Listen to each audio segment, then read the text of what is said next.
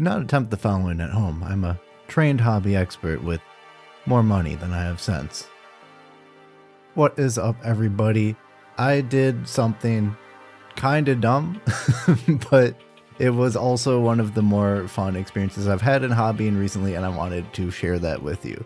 Before I can really tell you what precisely I did, I wanted to talk a little bit about this new series called Road to Necromunda. For those of you who don't know, Necromunda is a small team-based tactical war game set in the titular underhive of Necromunda between warring, brutal gangsters and other such criminal denizens or law enforcement denizens vying for control of the city. It's a game that has had cult popularity throughout the years and has been seeing a recent resurgence from GW proper, redoing a lot of the rules and bringing in a whole new edition of the game.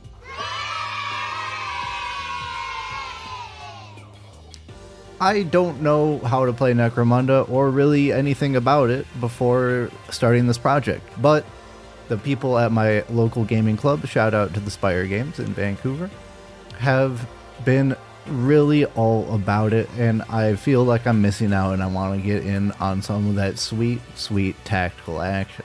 So I decided to build a Necromunda gang, and I chose the Delaque. Very on brand for me. These are the stealthy, cool spy dudes. Or at least that's what I thought they were. It turns out their lore goes quite a bit deeper than that, and they have a lot of cool things dealing with like dreams and slumbering gods underneath the city and all sorts of like weird, dissonant whispers, etc., etc. Just kind of these like pseudo-magical, pseudo-alien vibes that for me really reminded me of Aboleths, which are a type of creature in Dungeons and Dragons, also known as like the Great Slumbering Ones or something like that. Maybe. Oh, I didn't fact check myself. But I thought that would be a really cool angle to take with this Delaque gang that I'm building. So I had a concept in mind, and I just had to go about figuring how I can really turn that concept into something solid and make these guys my own. Now, I thought that one of the best ways to do that would be visually. There are different ways you can do that with, color schemes, kit bashing, things of that nature. I find Necromunda models are a little bit hard. They're not hard to kit bash, they're actually very friendly towards kit bashing. But it's hard to find appropriate parts for this alien, ancient god, undersea concept that I wanted to do. That's just not really a thing that you can get spare parts for easily. AdMech stuff, you just get some gears and mechanical looking stuff, slap that wherever it looks good, and then you got a robot. But this, it wasn't so easy, so I had to think a little bit more creatively. And the route I decided to experiment with is texture. Now, the Delaque have these smooth, very sleek looking robes, and I thought they look good as models, but I really wanted to make these guys my own, and I thought a good way to do that would be adding some sort of intricate pattern or texture work to these robes, but not just with paint. I don't have 500 hours to freehand an intricate pattern on every single dude that I'm painting. Although it's not going to be that many dudes in the grand scale of things, I still want to get it done in a reasonable amount of time. So I started thinking, how can I bring texture to the surface of the model itself? One of my early ideas, and the one I'm talking about in this video specifically, is with the texture of fingerprint. I think this is a really cool theme for a texture. It's a really cool pattern in general when applied to different things. I thought it would look great on the cloak of a model. But I didn't have time to paint a fingerprint pattern. That's insanely complex. Very difficult to do. So I made a cardinal sin in the world of hobby making for the purposes of science. So some of you experienced hobby makers might already have an inkling of what I am about to do here. And yes, you're probably thinking the right thing. If you've ever used plastic glue in the past, you know you got to be careful about where you put your hands, because you can actually make an impression with your fingers on the model if you're not careful.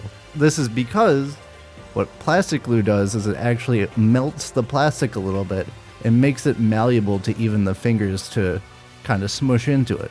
So it was my brilliant idea to turn this into a weapon to apply a pattern on the robes of my Delaque models. I knew that I had a couple of spare models in the kit because I was bolstering my gang with some elite forces from the expansion box. So I took a spare model and sacrificed it for the purposes of science and experimentation. This was a really nerve-wracking step for me, even though I had already sold out the process in my mind as a failure. I desperately wanted it to work because I knew if it worked, it would be the coolest thing that I've never seen done before, and it would make these dudes 100% unique to my own Necromunda gang. So I paint on the plastic glue as carefully as possible, avoiding the parts I didn't want to get imprinted. And then I carefully rolled my thumb over it. I thought about the technique a lot. I didn't want any sliding to happen, and I didn't want anything to kind of stick together too much or anything like that. The first time I tried it, I waited for the glue to try and set a little bit before making an impression, and it didn't really turn out. Maybe I waited too long. Maybe I didn't press hard enough. There's a lot of different things that can happen. So the good thing is, if you make a mistake with plastic glue, you can kind of just paint over it again and it will smooth itself out with more glue. So I did that, and then I tried to this time quickly make an impression with the glue still wet and the plastic and everything still kind of more fresh. And it looked pretty good. I was getting a decent amount of pattern, and I wasn't able to line up everything perfectly when I started repeating the process, but I thought it looked pretty good, and it's good enough at this scale. You can see the whorls of, you know, the fingertip and the thumbprint. So everything was looking pretty good at this stage. I continued around the model and made continuous impressions with my thumb and my forefinger. Side note, you will get your fingers very dirty if you decide to do this, which you definitely shouldn't. But that happens. Anyway, I continue to make these impressions around the model, and then comes the point of no return. I mentioned that before, if you make a mistake with plastic glue, you can kind of just paint some more glue onto it and it'll smooth out.